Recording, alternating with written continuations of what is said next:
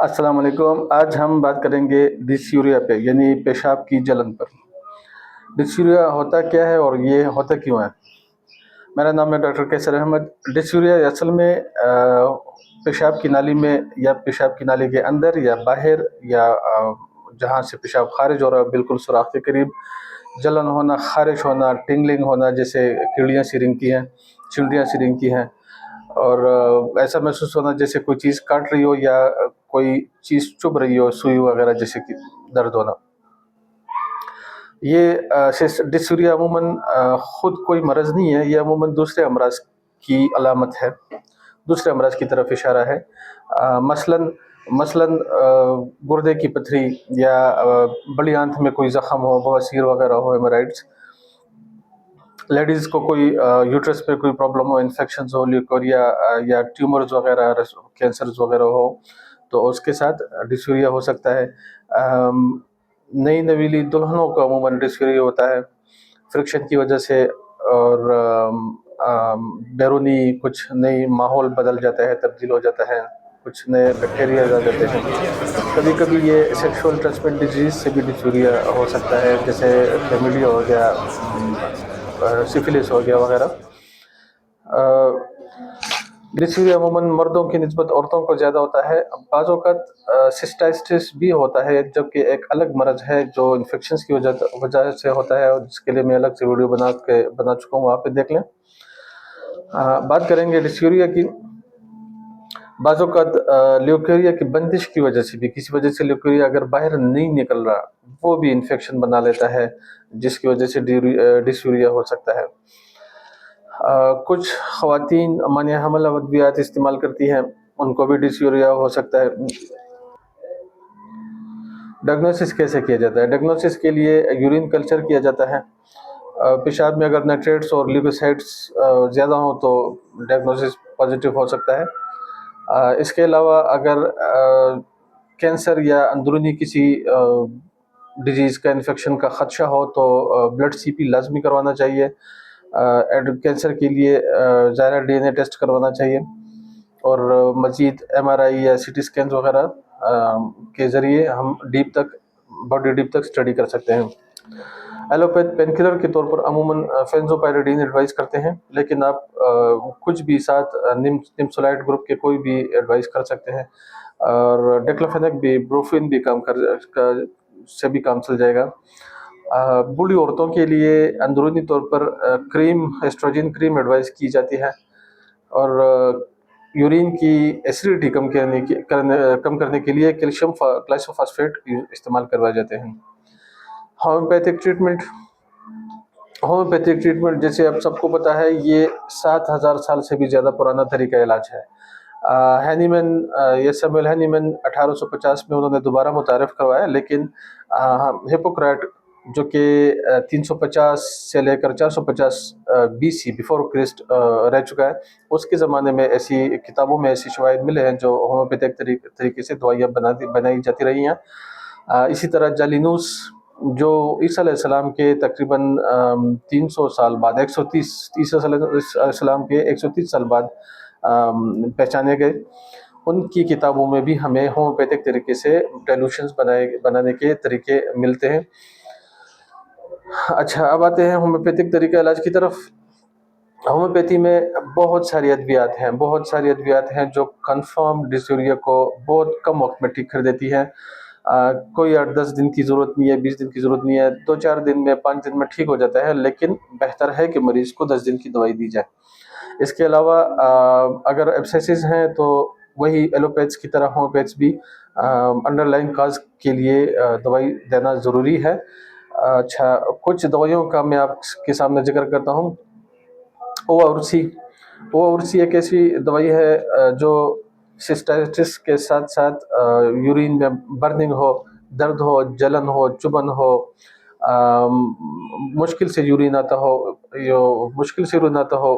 या गुर्दे की पथरी हो, चाहे वो मसाने में ही पथरी हो, और इसके लिए ओवाउर्सी बेहतरीन रिजल्ट देती है। गालथेरिया पेनकिलर के तौर पर भी आपको फ़ायदा देती है। इसी तरह ये अगर सिस्ट्स हैं यूरिनरी ट्रैक्ट में कहीं भी, या गुर्दों में के अंदर या गुर्दों के ऊपर, اس میں بھی کام کرتی ہے۔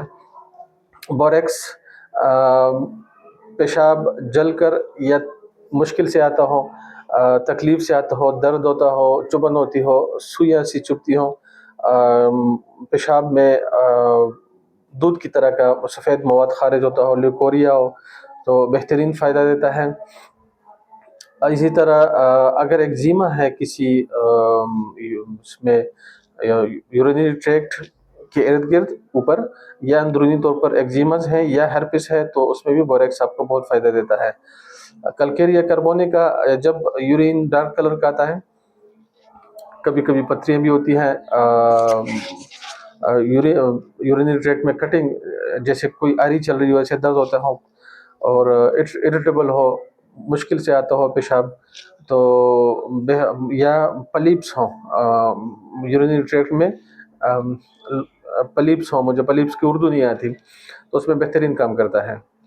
اچھا، سیپیا ایک بہترین دوائی ہے، کسی بھی سپرفیشیل ڈیزیز میں بہترین رزلٹس دیتی ہیں، اور خصوصاً اگر ڈسیوریا کی بات کریں تو وہ ڈسیوریا جس میں مریض پیشاب کنٹرول نہ کر سکتا ہو، ایمرجنسی میں بھاگنا پڑے اور بھاگتے بھاگتے پیشاب نکل جاتا ہے، کپڑے خراب ہو جاتے ہیں۔ لیوکوریا عموماً ایسے مریضوں کا یلو کلر کا آتا ہے، بدبودار ہوتا ہے، اور اعضاء عموماً ٹھنڈے محسوس ہوتے ہیں، نیچے کی طرف زور ہوتا ہے، جیسے سب کچھ ابھی مواد باہر نکل آئے گا، یوٹرس وغیرہ۔ بہرحال یہ فیلنگ ہوتی ہے، اس کی وجہ اندرونی انفیکشنز بھی ہو سکتے ہیں، جو بھی ہے وہ الگ وجہ ہے، الگ موضوع ہے، لیکن یہ اندرونی اعضاء کی کمزوری ہے، پٹھوں کی کمزوری ہے۔ اچھا، اسی طرح روسٹاکس ایک بہترین اینٹی بائیوٹک کے طور پر ہم استعمال کر سکتے ہیں، خصوصاً اگر ڈسیوریا میں یورین ڈارک ریڈ کلر کا یا بلیکش کلر کا آتا ہو۔ بلیکش کلر کا مطلب اس میں بھی یورین ہی ہے، لیکن وہ پرانا یہ بلڈ ہے، ہیمیٹوریا ہے لیکن پرانا بلڈ ہے، اور اگر برائٹ ریڈ یورین ہے تو یہ فریش بلڈ ہے۔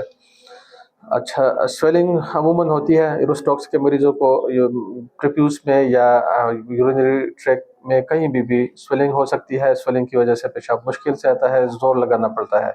لائکوپوڈیم چھوٹی پوٹینسیز میں بہترین چینج کرنے والی میڈیسن ہے، چینج لاتی ہے بہت بڑی، لیکن اگر تھوڑی سی ہائی پوٹینسی میں دیں اور باریک پوٹینسی میں دیں تو یہ بہترین پین کلر اور بہترین اینٹی بائیوٹک کا کام کرتی ہے، خصوصاً جب پیشاب ضرورت سے زیادہ آتا ہو، فلینک پین ہو یعنی کمر میں بھی ساتھ ساتھ درد ہوتے ہوں، اور پیشاب میں ریت یا پتھریاں وغیرہ ہوں گردوں میں، مثانے میں، پیشاب بڑا پیشاب چھوٹا پیشاب دونوں مشکل سے آتے ہوں، مباشرت میں تھوڑی تکالیف ہوں، پریشانیاں ہوں، اور اس میں پین ہو، تو ایسے مریضوں کے لیے لیکوپوڈیم بہترین چوائس ہے۔ چیموفیلیم بیلیٹا، یہ تقریباً سب کی ایک ہی جیسی علامات ہیں، اس کچھ جو مختلف ہیں وہ میں ساتھ ساتھ بتاتا جاتا ہوں۔ چیموفیلیا بیلیٹا میں مریض پیشاب کے لیے جلدی کرتا ہے، اور برننگ، جلن وغیرہ، کٹنگ پینز، وہ سب وہی پرانی باتیں ہیں۔ ایسے مریض کو اکثر یورین میں شوگر آتا ہے، اور یورین بدبودار ہوتا ہے، باہر واش روم سے باہر بھی بدبو آ جاتی ہے یورین کی۔ وجائنا میں ان کے اکثر پین ہوتا ہے، اور ہارٹ فلیشز ہوتے ہیں، یعنی کہ یہ مینوپاؤز اس کے دوران بہترین چوائس ہے ہماری اس کے لیے، ڈسیوریا کے لیے۔ کینابیس انڈیکا، وہی ساری علامات ہیں، پین، برننگ، ایچنگ، ٹنگلنگ وغیرہ، اس کے ساتھ ساتھ فلنک پین اس کے ساتھ لازمی ہوں گے۔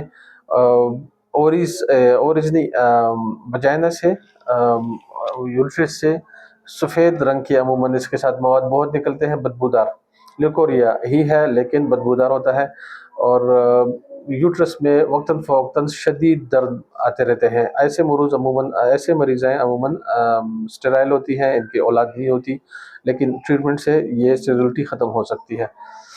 ان کے مینسز عموماً irregular ہوتے ہیں۔ کونیم میکولیٹم، تمام علامات جو ابھی تک میں ڈسیوریا کے بتا چکا ہوں، اضافی کچھ ہیں جو ایسی مریضائیں اور مرد اور عورتیں دونوں، ان کو سیکشول ڈیزائر بہت زیادہ ہوتی ہے، اور سیکشول ڈیزائر کے ساتھ ساتھ درد بھی ہوتی ہے، تکلیف بھی ہوتا ہے، کویشن کے بعد یا کویشن کے دوران ان کو تکلیف ہوتی ہے۔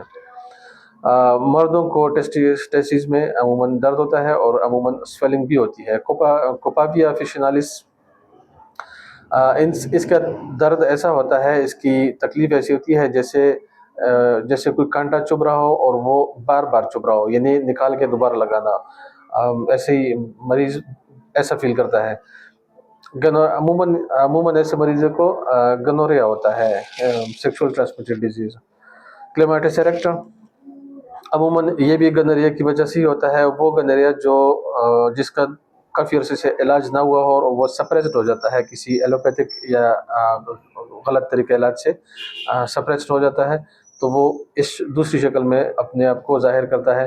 ایسے مریضوں کو عموماً ٹیسٹیز میں درد ہوتا ہے، اور ٹیسٹیز میں یا اولا میں ٹنگلنگ ہوتی ہے.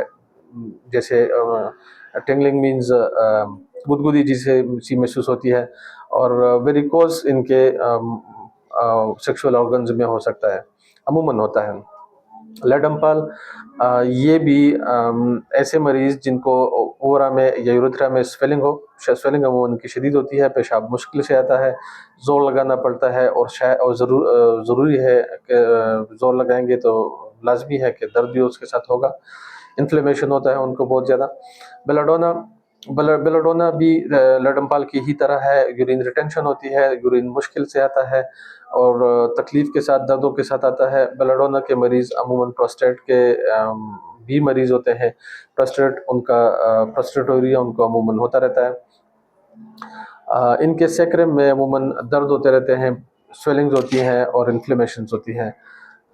ایسے مریضوں کو عموماً ہیمورائڈ بھی ہوتے ہیں. کینتھارس ایسے مریض جن کو تمام آرڈنری سمٹمز کے ساتھ ساتھ جلدی کرنی پڑتی ہے پیشاب کے لیے اور کنٹرول کرنا مشکل ہوتا ہے. یورین ان کا جیلی کی طرح گاڑھا آتا ہے، جیسے انڈے کی سفیدی تو خیر بہت زیادہ گاڑھی ہوگی، لیکن ان کا گاڑھا پیشاب ہوتا ہے.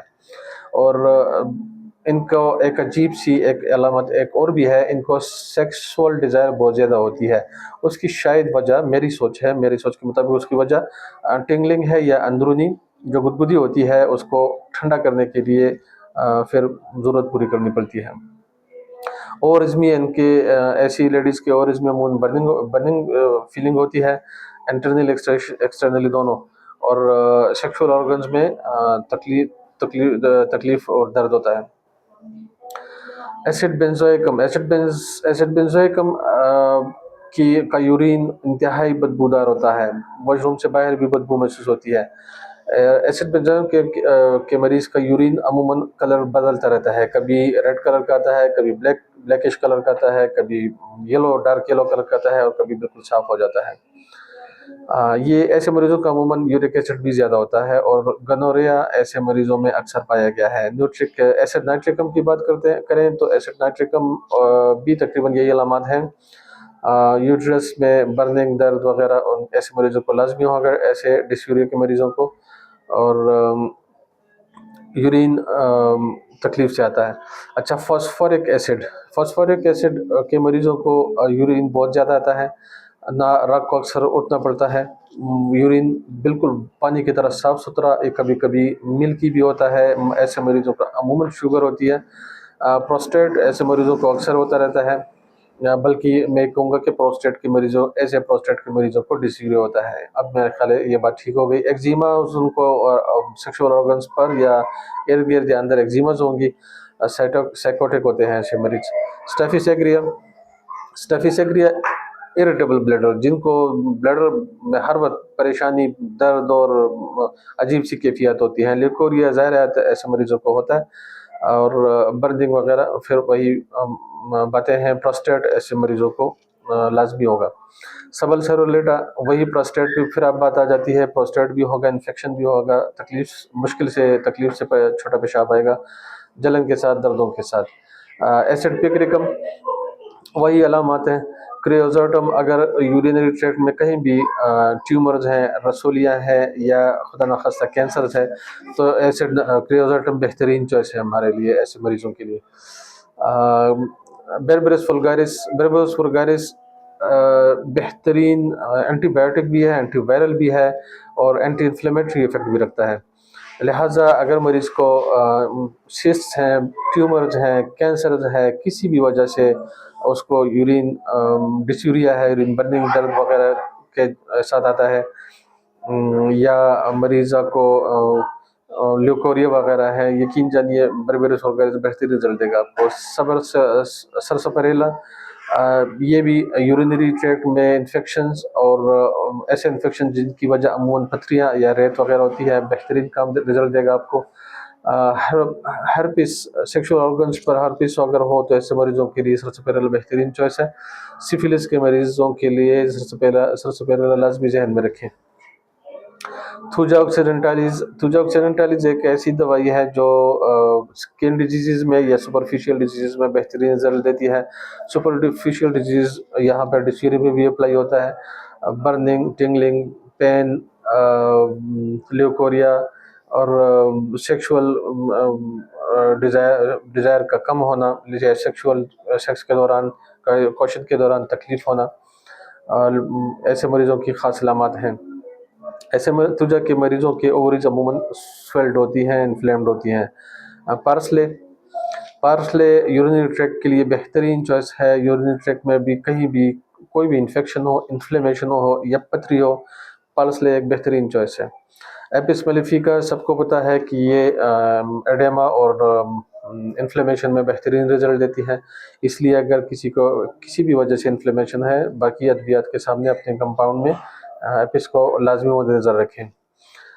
سوڈیم یوریٹیکم، نیٹریم یوریٹیکم جب پیشاب جلن کے ساتھ آتا ہو اور آخری قطرہ خصوصاً بہت زیادہ جلتا ہو، لیکوریا ایسے مریضوں کو ہوتا ہے، پرولیپسز، یوٹیرین پرولیپسز ہوتا ہے ایسے مریضوں کو، یا اس کی فیلنگ ہوتی ہے۔ اور اسی طرح میرکسال بہترین اینٹی بایوٹک اینٹی وائرل کے طور پر آپ اسے چوز کر سکتے ہیں۔ میرکسال کے مریضوں کو عموماً یورین ڈارک کلر کا آتا ہے۔ مقصد میرا کہنا ہے کہ ان کے گردوں میں شاید کسی وجہ سے بلیڈنگ ہو رہی ہو، دور سے بلڈ ہے اس لیے وہ آتے پہنچتے ڈارک کلر کا ہو جاتا ہے۔ ایسے مریضوں میں ایبسیسز بھی اکثر دیکھے جاتے ہیں۔ اس کے علاوہ اور بھی بہت ساری دوائیاں ہیں جو آپ چوز کر سکتے ہیں۔ جن دوائیوں کا میں نے ذکر کیا ہے ان میں سے ہر دوائی اور اس کے ساتھ جتنی بھی متصل بیماریاں ہیں ان سب کے لیے لنکس میں نے نیچے ڈسکرپشن میں دیے ہیں، آپ کو وہاں سے کاپی پیسٹ کریں یا ڈائریکٹ کلک کریں، وہاں پہ جائیں، ویب سائٹ پہ جائیں، اپنے مریض کے لیے کمبینیشن بنائیں، بہترین کمبینیشن بنائیں، اس کے پوٹینسیز کوشش کریں باریک رکھیں تاکہ آپ کے مریض جلدی ٹھیک ہوں، لیکن بہت زیادہ باریک نہیں، مریض کو خراب بھی نہیں کرنا۔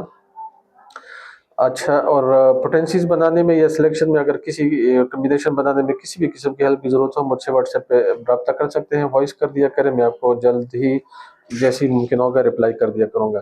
تھینک یو، جزاک اللہ۔